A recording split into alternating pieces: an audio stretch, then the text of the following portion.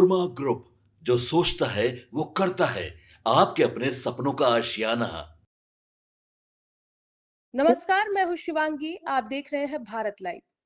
बिहार में पहले चरण का मतदान संपन्न हो चुका है। अब दूसरे चरण की तैयारी जोरों पर है। सिर्फ 48 घंटे बचे हैं और राजनीतिक गलियारों में हलचल तेज हो गई है। आपको बता दें कि इस बार बम्पर वोटिंग हुई है। महिला, पुरुष, युवा सबने बढ़ चढ़कर लोकतंत्र के इस पर्व में हिस्सा लिया है। लेकिन अब सवाल ये है कि क्या 48 घंटे में पलट जाएगा सीन? तो क्या कुछ होने वाला है इस 48 घंटे में? क्या बदल जाएगा बिहार की सियासत में? सभी चीजों पर बात करने के लिए हमारे साथ जुड़े हैं बाबा। बाबा, आपका बहुत बहुत स्वागत है। धन्यवाद शिवांगी।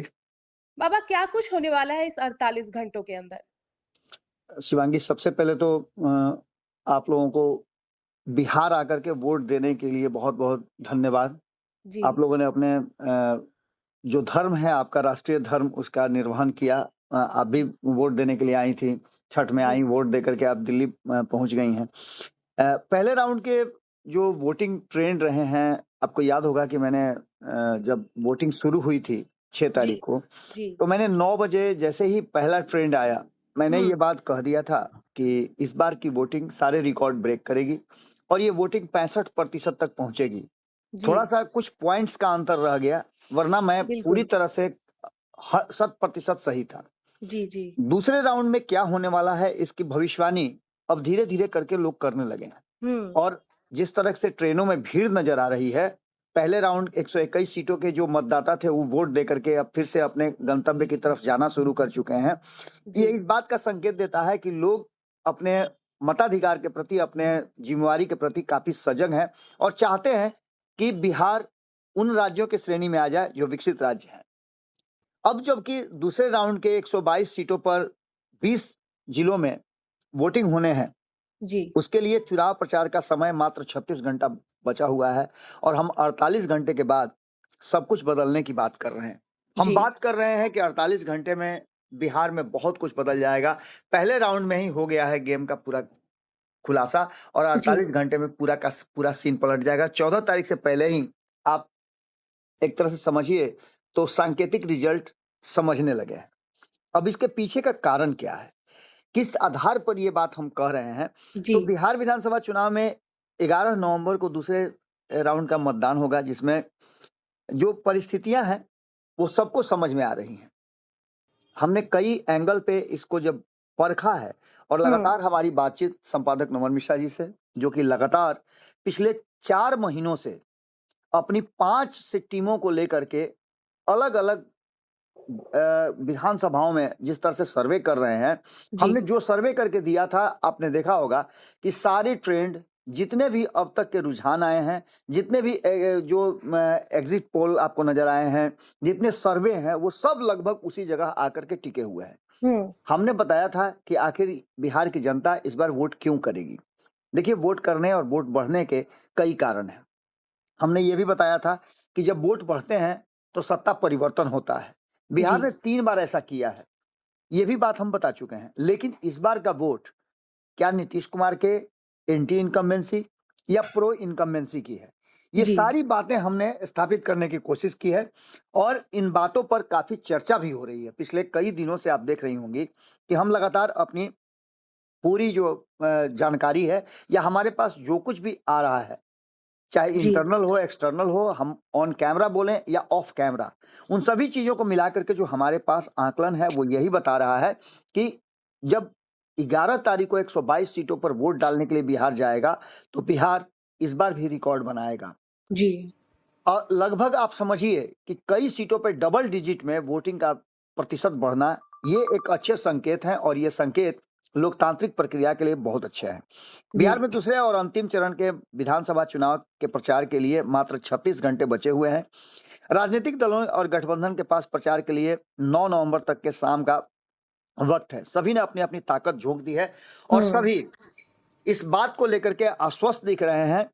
दावे दोनों तरफ से किए जा रहे हैं और सबसे बड़ा दावा जो प्रशांत किशोर ने कहा है कि उन्होंने बदलने की कोशिश की है और उनके इस 3 साल के मेहनत का फल नजर आया है कि लोकतांत्रिक प्रक्रिया में आम लोगों ने विश्वास किया है। जी। मैं इस बात का इनकार नहीं कर सकता हूं, जी। क्योंकि जो पिछले आजादी के बाद 7 दशक के बाद भी बिहार ने इस तरह का कभी वोटिंग नहीं किया था। तो निश्चित रूप से एक युग परिवर्तन का, और आपको याद होगा कि आपसे कई एपिसोड में मैंने कहा है कि ये जो 2025 का चुनाव है, युग परिवर्तन का चुनाव है। जी। यहाँ से लोकतांत्रिक प्रक्रिया के एक नए युग का शुरुआत हो रहा है।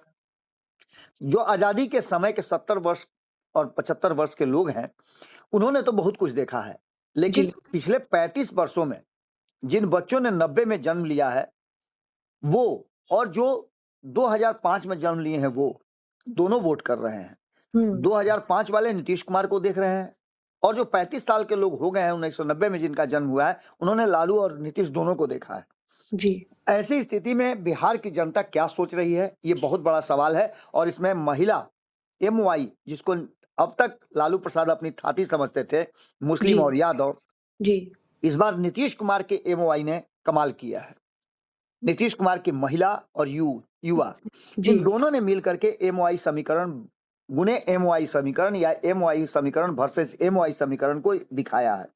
जी। बिहार में इस चरण में चुनाव जहां होने वाले हैं, उसमें पूरी ताकत झोंकने के लिए सभी दल तैयार हैं। सीमांचल, मगध, शाहाबाद के कुछ क्षेत्र, चंपारण क्षेत्र के मतदाता इसमें मतदान करेंगे, और ये सारी चीजें इस बात को लेकर के इशारा कर रही हैं कि कहीं ना कहीं जो परिस्थितियां बनी हैं, वो साफ साफ इस बात की तरफ इशारा कर रही हैं कि बिहार की जनता ने जिस तरह से अपने मताधिकार का प्रयोग किया है, जी। इस बार 122 सीटों वाले मतदाता को हराने के लिए 122 सीट के मतदाता जो हैं, वो 121 सीट को हराने के लिए कमर कस चुके हैं।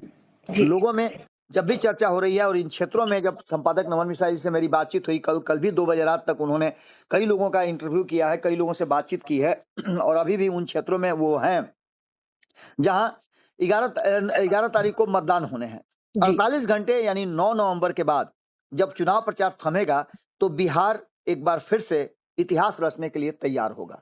और जी। बिहार के 122 जो विधानसभा क्षेत्र हैं, उसके मतदाता पूरी तैयारी के साथ अपने मताधिकार का प्रयोग करेंगे।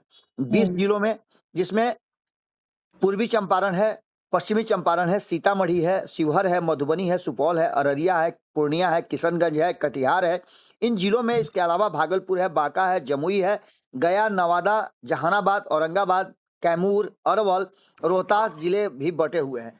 इन सभी को लेकर के जो परिस्थितियां बनी है, वो साफ साफ इशारा कर रही है कि कहीं ना कहीं जो वर्तमान स्थिति बनी है, वो इस तरफ इशारा कर रही है कि बिहार के मतदाता पूरी तरह से तैयारी कर चुके हैं, और वो इस बार एक बार फिर से इतिहास रचेंगे। और ये इतिहास रचने के पीछे की जो कहानी है, वो इस जी। बात की तरफ इशारा कर रही है कि नीतीश कुमार ने जो पिछले 20 वर्षों में काम किया है, मैं बार बार कह रहा हूं, और संपादक नमन मिश्रा जी से भी जब हमने पूछा था कि आपने भी वोट किया, आपने किस आधार पर वोट किया, तो उन्होंने कहा कि मेरा वोट सुरक्षा के लिए है। एक सुरक्षित व्यक्ति अपने जीवन में हर वो मुकाम को प्राप्त कर सकता है जिसे इस बात का एहसास हो कि उसके साथ सब कुछ अच्छा होगा, जी। उसके साथ कोई कुछ भी बुरा नहीं हो सकता है। और इंसान जब अपने आप को निश्चिंत और सुरक्षित महसूस करता है, तो वो किसी भी मुकाम को और किसी भी तरह के काम करके अपने आप को एस्टेब्लिश्ड रख सकता है। आपको पता है कि आप जहां भी रहते हैं, उसके लिए सबसे पहले सुरक्षा का गाइडलाइन आप देखते हैं। जिस क्षेत्र में रहते हैं, वहां की सुरक्षा की क्या स्थिति है, आप उस पर ध्यान देते हैं। और बिहार जो इस बात को लेकर के बदनाम रहा है कि जंगल राज रहा है, और ये टिप्पणी कोई आम आदमी ने नहीं किया, कोई पॉलिटिशियन ने नहीं किया है, बल्कि न्यायालय ने किया है, जिसकी हर बात माननी सबके लिए जरूरी होती है। उस न्यायालय ने कहा था कि बिहार में जंगल राज है। जी। खैर, इन सारी बातों से आगे बढ़ करके हम देखें तो बिहार में जिस तरह की परिस्थितियां उत्पन्न हुई हैं, उसने साफ कर दिया है कि बिहार की तरफ जो पूरा दुनिया देख रहा था, बिहार की तरफ पूरा देश देख रहा था, उस बिहार ने एक नई बात शुरू की है, और ये कहा है कि बिहार अब राजनीतिक रूप से जिस तरह से कहा जाता है लोकतंत्र की जननी है, उसका पूरा मान और भान रखता है। जनसुराज के संस्थापक प्रशांत किशोर ने चुनाव जब पहले चरण के हुए, मतदान हो गए, उसके बाद जो बातें कही हैं, वो निश्चित रूप से उनकी बात एप्रिशिएबल है। तो वहीं आपको बता दें कि बिहार को लेकर के जो चीजें दोनों गठबंधन के लोग कह रहे हैं, चाहे इंडिया गठबंधन या एनडीए गठबंधन के हो, मेहनत दोनों ने किया है, और जी। दोनों जी। ने बिहार को बदलने की बात कही है। दोनों ने मुद्दों के आधारित राजनीति करने की बात कही है और दोनों ने बिहार की जो मूल समस्या है उसको उजागर किया है, अपने मैनिफेस्टो में शामिल किया है। बिहार की जनता दोनों की तुलना कर रही है और तुलना इस बात को लेकर के भी कर रही है कि प्रशांत किशोर ने क्या बदलाव किया है। निश्चित रूप से प्रशांत किशोर हैट्स ऑफ जरूर है, क्योंकि भले ही वो सरकार में शामिल हों, उनके कितने प्रत्याशी जीत करके आएंगे ये अलग बात है, लेकिन प्रशांत किशोर ने बिहार की जनता को झंझोड़ा जरूर है। जी, जो लोग गए हुए थे, आप जैसे लोग जो पढ़ने के लिए और उच्च शिक्षा के लिए या पत्रकारिता सीखने के लिए जी, अलग-अलग राज्यों में जो जाते हैं बिहार छोड़ करके, उनके लिए भी एक गर्व की बात होगी कि बिहार में एक उच्च संस्थान हो, बिहार में परिस्थितियां बदले और जब आप जाएं कहीं भी, किसी भी राज्य में जाएं, तो वहां लोग कहें कि देखो बिहार से आई है, और आपको देख करके लोग अगर सीखते हैं कुछ, तो ये आपके लिए फक्र की बात होगी। जी, अब स्थिति बदली है। इस 35 सालों के शासन में या फिर आजादी के बाद जो भी आप कह लें, नीतीश कुमार ने निश्चित रूप से बिहारियों की पहचान में एक इजाफा जरूर किया है। और बिहार में चूंकि नीतीश कुमार की छवि सबसे साफ सुथरे नेताओं में एक है, जी, जीवित नेताओं में सबसे ज्यादा कहा जाता है कि बिना किसी हिल हुज्जत के नीतीश कुमार को आप सबसे बेहतर नेता की संज्ञा दे सकते हैं।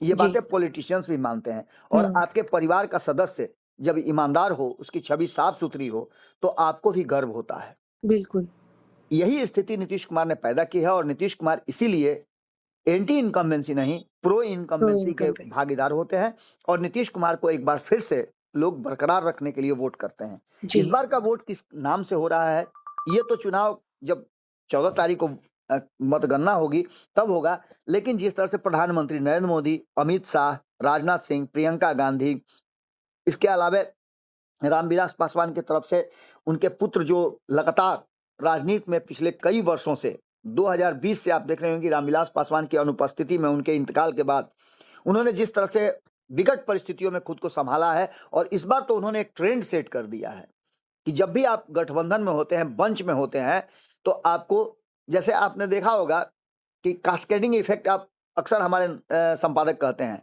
आप बचपन में जब गई होंगी ईंट भट्ठे की तरफ, जी, या फिर ईंटों को खड़ा करने के बाद एक ईंट को गिराने के बाद सारी ईंटें गिर जाती हैं। उसी तरह से कहीं ना कहीं चिराग पासवान ने अपने से ज्यादा इस बार 243 सीटों की जो चर्चा शुरुआत में की कि हम जी, जी, एक सीट नहीं, 24 सीट नहीं, 28 सीट नहीं, 29 सीट नहीं, 50 सीट नहीं, हम 243 सीटों पे चुनाव लड़ रहे हैं।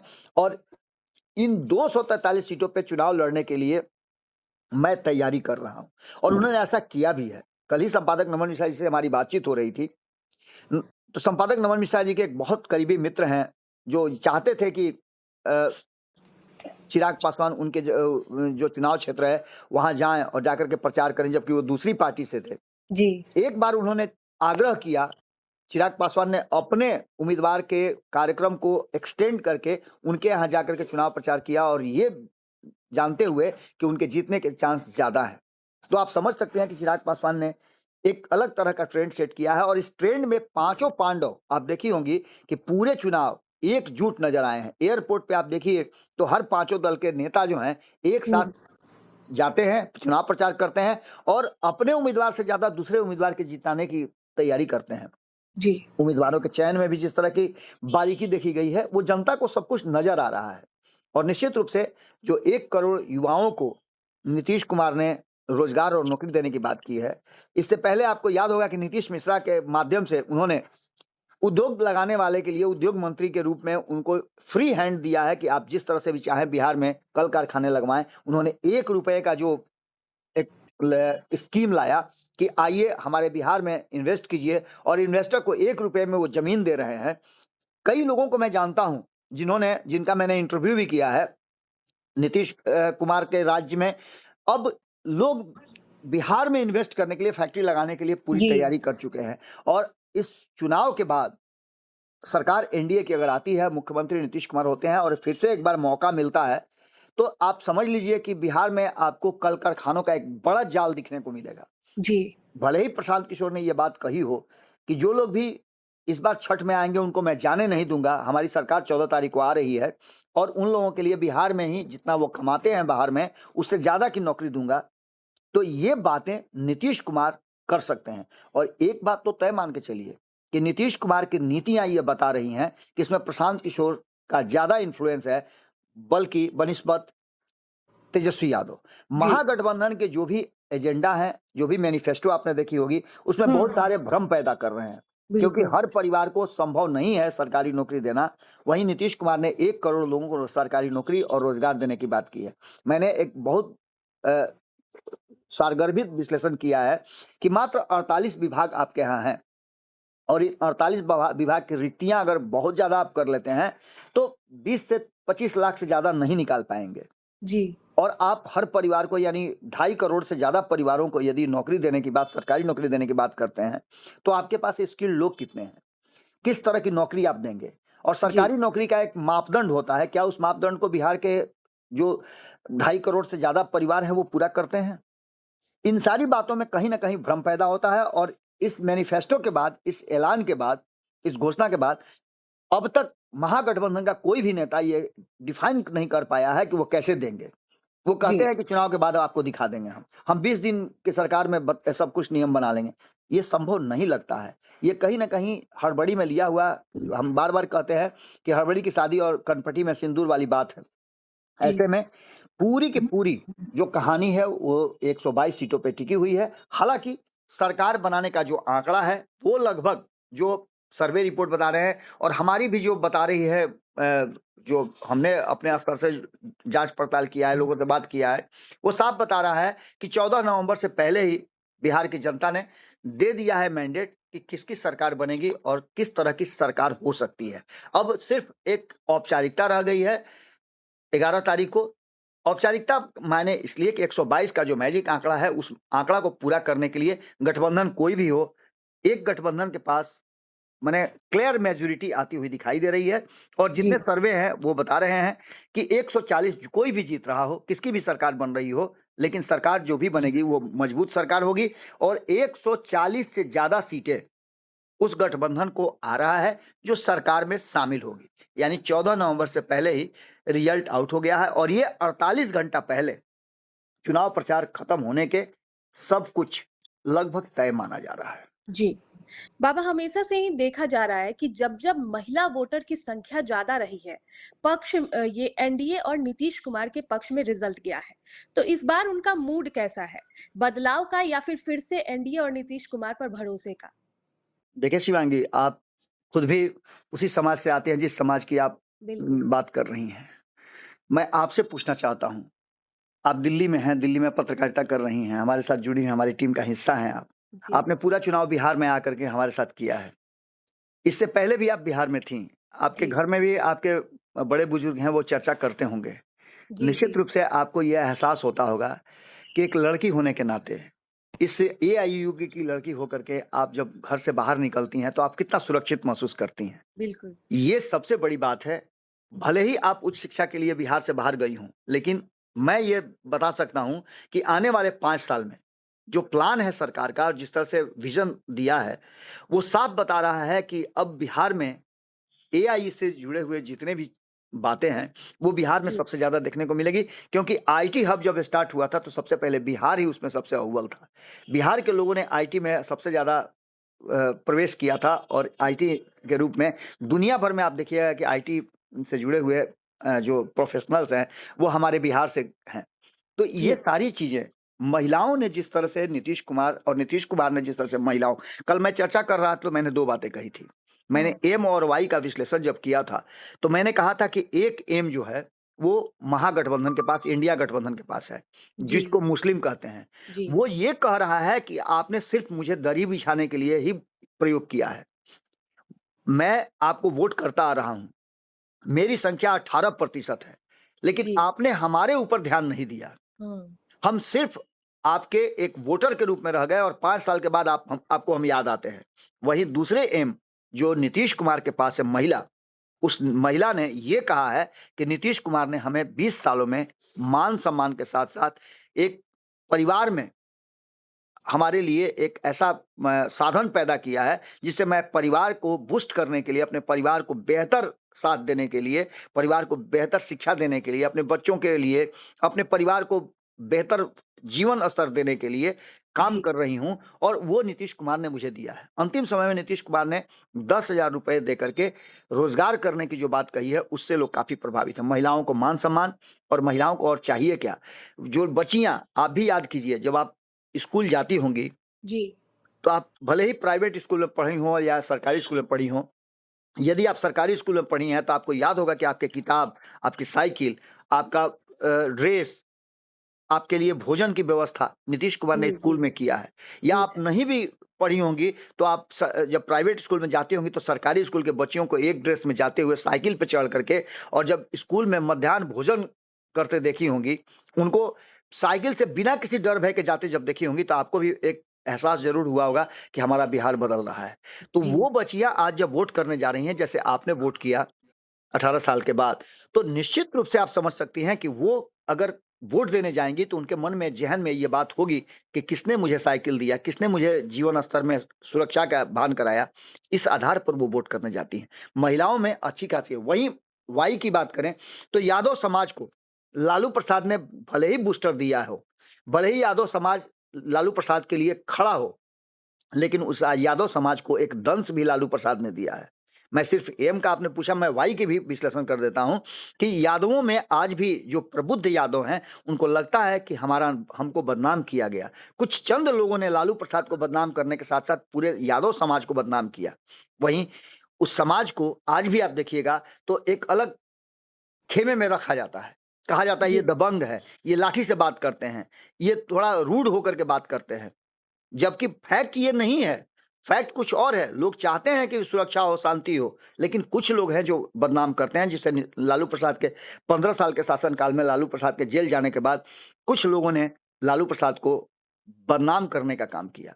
वहीं युवा जो हैं, ये सोचते हैं कि अब युवाओं के लिए एक बेहतर विकल्प नीतीश कुमार ने दिया है। तो ऐसी स्थिति में एम और वाई, महिलाएं तो खास करके नीतीश कुमार के पक्ष में हैं ही, युवा भी अब नीतीश कुमार की तरफ कातर निगाहों से देख रहे हैं, क्योंकि उन्होंने 50 लाख लोगों को नौकरी और रोजगार अपने इस 5 साल के शासनकाल में दिया है, जी 2020 से लेकर 25 तक। अब 2025 से लेकर 30 तक उन्होंने 1 करोड़ का टारगेट सेट किया है। जब 20 लाख का टारगेट सेट किया तो 50 लाख लोगों को नौकरी और रोजगार दिया। जब 1 करोड़ का सेट किया तो आप समझ सकते हैं कि क्या दे सकते हैं। जी बहुत बहुत शुक्रिया बाबा आपका। देखिए अब अगले 48 घंटे में बिहार की सियासत का सबसे बड़ा इम्तिहान होने वाला है। हवा बदली तो पूरा खेल बदल जाएगा। 14 नवंबर को रिजल्ट आउट होगा, लेकिन किसके हक में, ये बड़ा सवाल है। अभी के लिए इतना ही, मिलते हैं अगले वीडियो में। अगर आपका कोई सवाल है तो कमेंट बॉक्स में हमसे जरूर पूछें। आपके सपनों को हमने सजाया है, ई होम्स पैनोरमा को हमने बनाया है। ई होम्स मेरा एक सपना था जिस पे मैं पिछले 4 साल से काम कर रहा था। हमने जो बनाया है वो सबने है माना। ई होम्स पैनोरमा में हो आपका भी आशियाना। और फाइनली हमने 2021 में इस प्रोजेक्ट को लॉन्च किया। बहुत लोग अप्रिशिएट कर रहे हैं कि पूर्णिया जैसे शहर में, बिहार के, एक तो बिहार की बात करें उसमें भी पूर्णिया जैसे छोटे जगह में इस तरह का लाइफस्टाइल देना, ये सुन के हम लोगों को बहुत अच्छा लगता है। ई होम्स में हमने कुछ और भी किया है, जैसे हम जिस जगह में रह रहे हैं हमारे फैमिली सिक्योर हो, उनको सिक्योरिटी का ध्यान में रखा है। आपकी सुविधा और सुरक्षा आपके लिए खास है, ये आपका विश्वास है। इसमें आर्टिफिशियल इंटेलिजेंस का 7 लेयर सिक्योरिटी का हमने इस्तेमाल किया है। लस ग्रीन कैंपस को बनाया है। यदि हमारा बाउंड्री वाल है तो वो वर्टिकल गार्डन है। ये जितनी भी फैसिलिटी होता है एक इंटरनेशनल टाउनशिप में, ई होम्स है, ये हम लोग विश्वास नहीं कर पा रहे हैं। जो भी हमारे मित्र, दोस्त या जो भी हमारे बाहर के बाहर आते हैं तो हम लोगों को बहुत अच्छा सुनने को मिलता है और बहुत अच्छा क्रेडिट मिल रहा है। वो सारा हमने सिर्फ एक बिल्डिंग नहीं बनाया, हमें एक बहुत अच्छा लाइफस्टाइल दिया ई होम्स में, और मेरा एक सपना था जिसको मैं आज फुलफिल होते हुए देख पा रहा हूँ। ये आपका आवास है। ई होम्स पैनोरमा में अब आपका निवास है। E homes Panorama, luxurious lifestyle redefined. Panorama group, जो सोचता है वो करता है।